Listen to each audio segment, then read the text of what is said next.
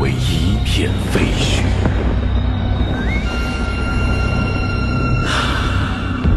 力量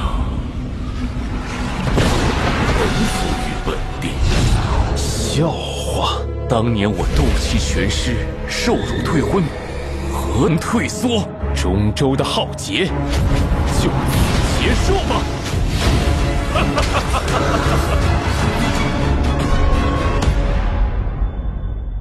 Welcome back to Jalan ke-9 Studio, tempatnya kalian pecinta donghua dan anime. Sebelum masuk ke inti cerita, kita bahas sedikit episode sebelumnya. Setelah Xiaoyan berhasil mengalahkan naga itu, Xiaoyan keluar dari wilayah bintang dan membuat terkejut banyak orang. Zuan Kongzi memberinya informasi tentang keberadaan gurunya. Xiaoyan pun menjadi semangat dan mempersiapkan segala sesuatunya untuk keberhasilan menyelamatkan gurunya. Ia pun mengambil gulungan yang dibelikan oleh Sung Er untuk melatih segel dewa. Di luar Menara Pil, suasana alun-alun yang biasanya ramai kini berubah. Puluhan ahli dengan aura dingin berdiri di tengah kerumunan. Mereka berasal dari sekte Suan yang mendalam, dan niat mereka jelas bukan hal baik. Di barisan depan berdiri Chen Tiannan, kepala sekte Suan yang mendalam. Tatapannya dingin dan penuh dendam, seperti seseorang yang datang untuk menyelesaikan urusan yang tertunda. Tetua Qiuling segera turun tangan, berdiri di depan Menara Pil dengan penuh wibawa. Qiuling, Chen Tiannan, apa yang kau rencanakan dengan membawa sekelompok besar ke wilayah Menara Pil? Chen Tiannan, aku datang untuk membalas dendam atas kematian putraku. Serahkan Xiaoyan dan aku akan pergi. Namun, Qiuling dengan tegas menolak permintaan itu. Qiuling, kami tidak akan menyerahkan Xiaoyan begitu saja. Jika ada yang bertanggung jawab atas kematian putramu, itu adalah Outmugu dari Aula Jiwa. Dari kerumunan muncul sosok lain, Yi Chen, seorang ahli dari sekte Langit Mendalam. Melangkah maju dengan senyuman tenang yang penuh intimidasi. Yi Chen, Penatua Qiuling, aku kira ini bukan masalah yang harus diselesaikan oleh Menara Pil. Ini adalah urusan pribadi keluarga Chen. Nama Yi Chen langsung memicu reaksi di kerumunan. Yi Chen bukan sekedar ahli biasa. Reputasinya sebagai demon Yi terbentuk dari pembunuhan berdarah yang tak terhitung jumlahnya. Pada usia 30, dia sudah berada di puncak Duzong dan menunjukkan tanda-tanda ingin menerobos ke kelas Duzun. Yi Chen, jika Menara Pil tak ingin terlibat, aku akan menantang Xiaoyan secara langsung. Sebagai juara Pil Gathering, bukankah dia seharusnya memiliki keberanian untuk menerima tantanganku? Qiuling tahu betul apa yang dilakukan Yi Chen.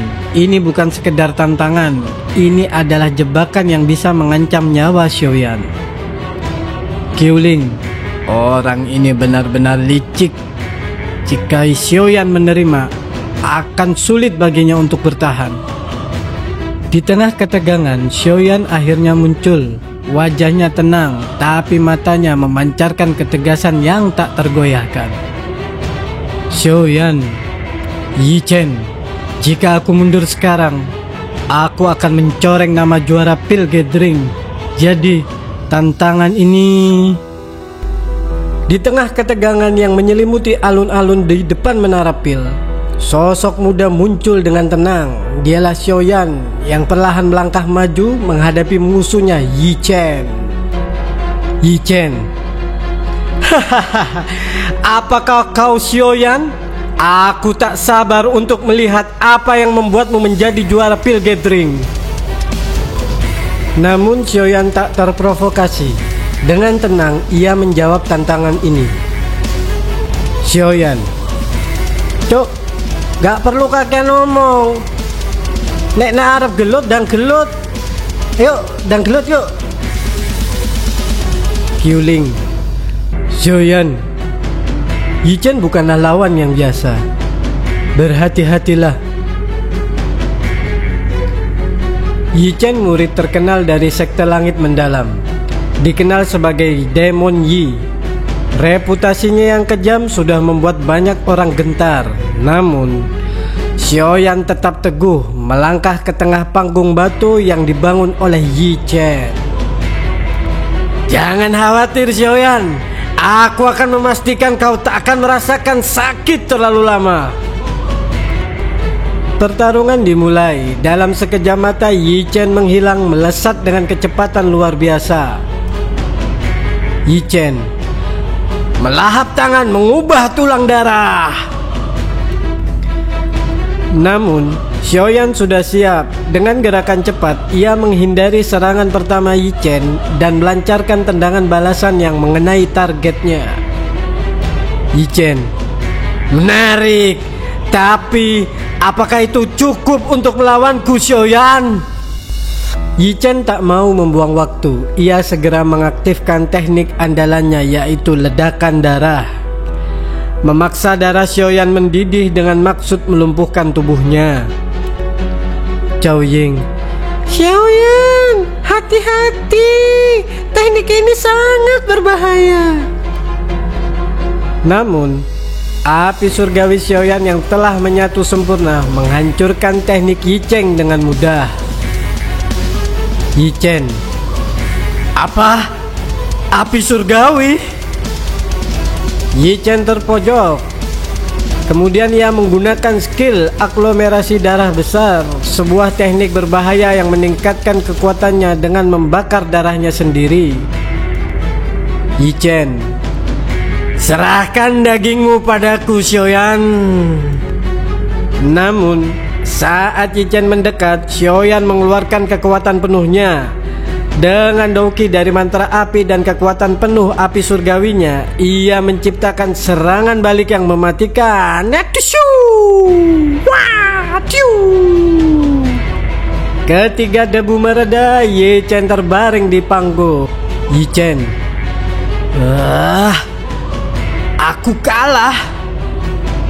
Saat itu di tengah panggung batu yang retak, aura kuat meletus dari tubuh Xiaoyan. Doki yang membara menyelimuti sekelilingnya, menciptakan tekanan yang membuat banyak orang menahan napas. Namun lawannya Yi Chen tak gentar. Dengan tombak darah yang menggumpal di tangannya, ia menyebarkan aroma darah yang begitu pekat hingga membuat udara terasa berat. Berat seperti penderitaan ini guys.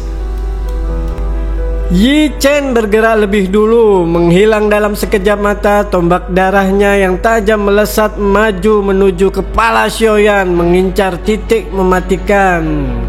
Namun Xiaoyan tetap tenang. Dengan langkah ringan ia menghindari tombak itu dan melancarkan tendangan balasan yang penuh tenaga. Merasa terdesak, Yi Chen melancarkan serangan lain. Dengan teriakan keras ia melepaskan teknik mematikannya, Seven Kill Spear. Tombak darahnya menari di udara, menciptakan bayangan yang tak terhitung jumlahnya, mengincar seluruh tubuh Xiaoyan. Namun di tengah badai tombak itu, Xiaoyan menunjukkan keahliannya. Dengan dua jarinya yang diselimuti api surgawi, ia menangkap ujung tombak Yi Chen, ting, menghentikan serangan itu seketika. Yi Chen, apa? Dia bisa menahan ini? Yi Chen tak menyerah. Dengan telapak tangannya yang dipenuhi kabut darah, ia melancarkan serangan langsung ke jantung Xiaoyan. Namun 3000 nyala api Xiaoyan berubah menjadi naga api, menahan serangan itu dengan kekuatan penuh yang luar biasa. Ledakan menyelimuti panggung, menciptakan kabut putih yang mendesis udara. Merasa terdesak, Yi Cheng menggunakan teknik puncaknya, tangan setan penawaran surga. Ngeri kali Wak namanya. Kabut darahnya berubah menjadi energi pekat yang menggetarkan ruang sekitarnya, menciptakan retakan spasial yang menakutkan. Ini tangan setan penawaran surga. Xiaoyan bisa kalah. Teknik ini sudah membunuh banyak ahli puncak Duzong. Tapi Xiaoyan tetap tak gentar membela yang benar. Dengan ketenangan luar biasa, ia membentuk segel tangan yang rumit, Open Mountain Seal, Series Sever Seal, dan Overturning Length Seal bergabung menjadi satu, menciptakan kekuatan penghancur yang melampaui batas. Saat Yi Chen meluncur dengan kekuatan penuh, Xiaoyan mengayun tangannya yang dipenuhi segel energi. Dua kekuatan dahsyat itu bertabrakan, menciptakan ledakan besar yang mengguncang panggung batu hingga hancur berkeping-keping. Ketika debu mereda, semua mata tertuju pada medan pertempuran. Tubuh Yi Chen terlempar keluar, berlumuran darah dan jatuh ke tanah dengan keras. Debuk. Di tengah keheningan yang menyelimuti alun-alun, Xiaoyan menangkupkan tangannya ke arah Yi Chen dan berbicara dengan senyum tipis-tipis. Xiaoyan, dasar cecunguk, terima kasih ya telah menyerah. Setelah Yi Chen menantang Xiaoyan dan kakek cocot, Yi Chen terluka parah, memuntahkan darah segar. Dengan taktik cerdiknya, Xiaoyan berhasil merebut cincin penyimpanan Yi Chen, meninggalkan lawannya dalam rasa malu dan dendam. Yi Chen yang tidak terima dengan kekalahannya tampak seperti binatang buas yang terpojok. Dia tak rela melepaskan begitu saja sesuatu yang dianggap miliknya. Namun Xiaoyan dengan santai menegaskan bahwa orang yang kakek cocot dalam pertarungan ini hasilnya sudah jelas kalah. Anggap saja ini bunga rampai dari pertarungan kita, katanya Xiaoyan, membuat darah Yi Chen mendidih. Namun ketegangan tak berhenti di situ saja. Qin Tianan, salah satu tokoh kuat dari Sekte Langit yang mendalam, tak tinggal diam. Dia meluncurkan serangan mematikan, langsung mengincar kepala Xiaoyan. Tapi tentu saja Xiaoyan tak sendirian. Boneka langit yang dikendalikan Xiaoyan menjadi tamengnya. Serangan Qin Tianan tak hanya gagal, tapi juga meninggalkannya dalam keadaan terguncang. Qin Tianan, luluh, apa ini? Kok anak boneka Dawson ki piye?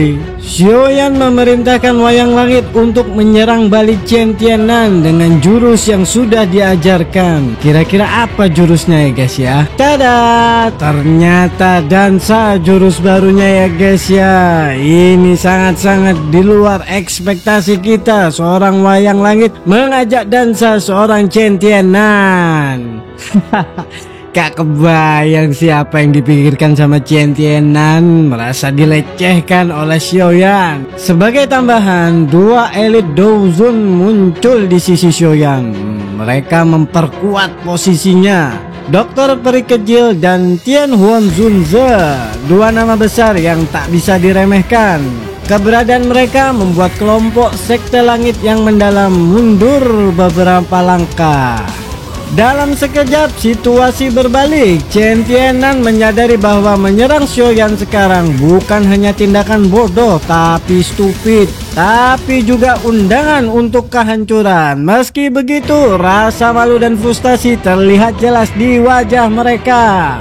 Saat konflik memuncak, Xuan Yi, salah satu tokoh penting dari Menara Pil, turun tangan dengan suara tegas memperingatkan Qin Tianan bahwa tindakan lebih lanjut hanya akan berakhir buruk bagi mereka.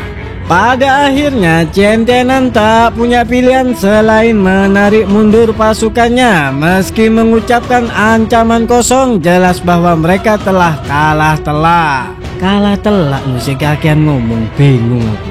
Dan Xiaoyan dia tetap tenang, tetap cool seperti biasa, bahkan sempat melontarkan komentar santai. Xiaoyan, dasar sekelompok cecunguk yang hanya tahu cara menindas menggunakan kekuatan orang lain.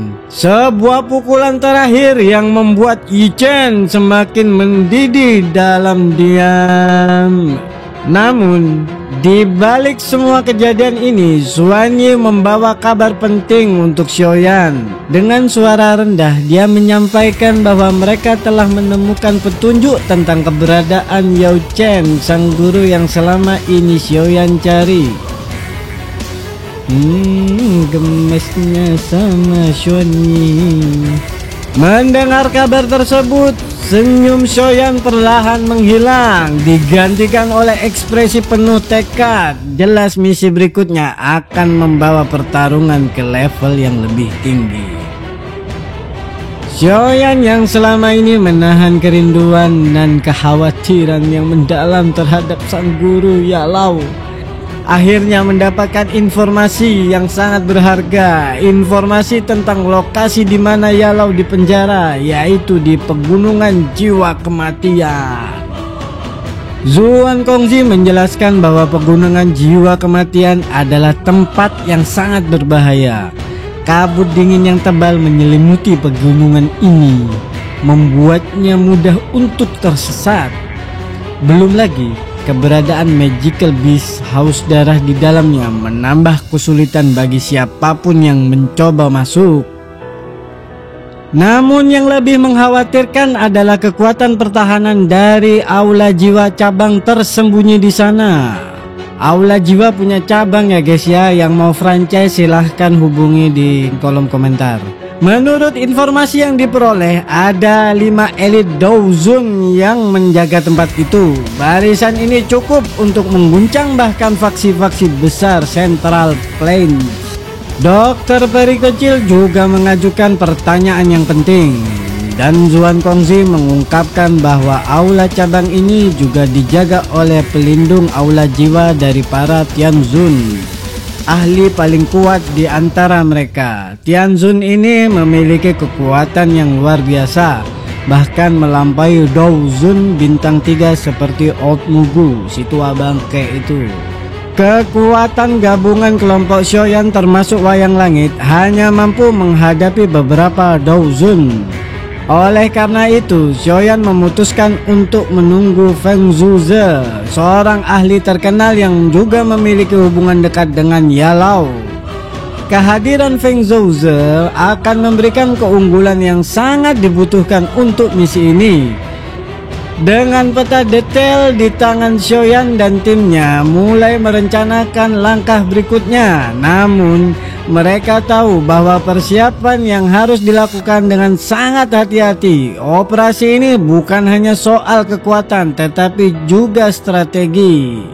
Sambil mengucapkan terima kasih kepada Zuan Kongzi dan yang lainnya, Xiaoyan menyadari bahwa bantuan ini sangat berharga.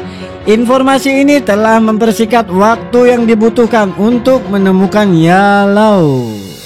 Meski begitu, waktu yang sangat berharga, Xiaoyan tahu bahwa setiap detik yang terbuang dapat membuat misi ini semakin berbahaya.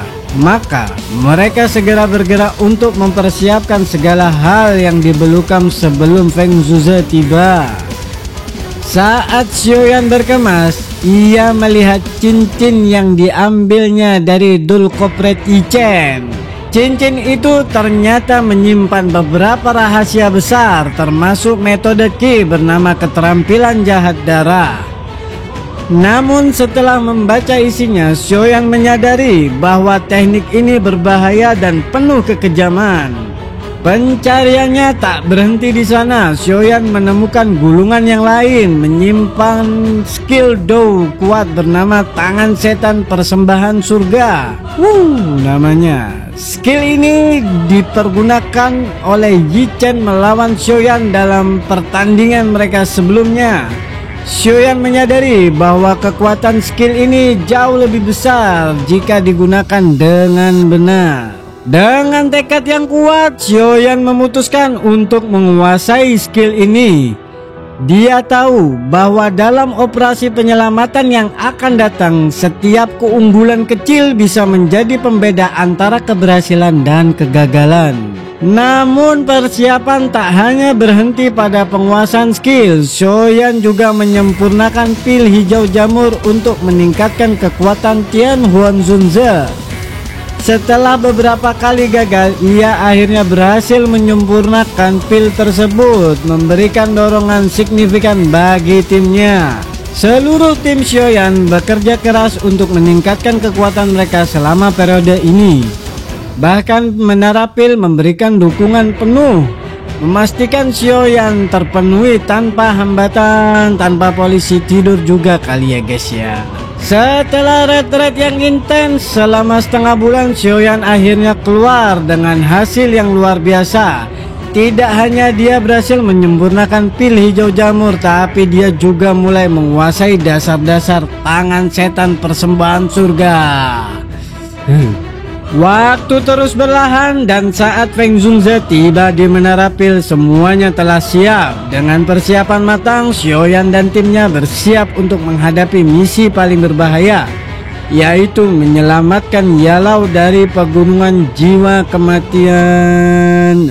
Feng Zunze yang telah menerima panggilan dari Xiaoyan tiba di menara pil dengan membawa bantuan tambahan, yaitu Tie Jianzhuze, seorang ahli pedang yang terkenal karena kekuatannya. Bersama mereka menyusun rencana untuk menyelamatkan Yalau. Tak hanya itu, Xiaoyan juga membawa tim yang solid, Dokter Peri Kecil dan Tian Huanzunze, keduanya elit Douzun, bergabung untuk memastikan misi ini memiliki peluang sukses yang besar. Dengan kekuatan gabungan ini, barisan mereka semakin kuat. Xiaoyan dan timnya kini sudah siap untuk mencari dan menyelamatkan gurunya, yaitu Yalau. Jangan lupa saksikan episode berikutnya hanya di Jalan ke-9 Studio. Jangan lupa klik subscribe, like dan notifikasinya. Terima kasih.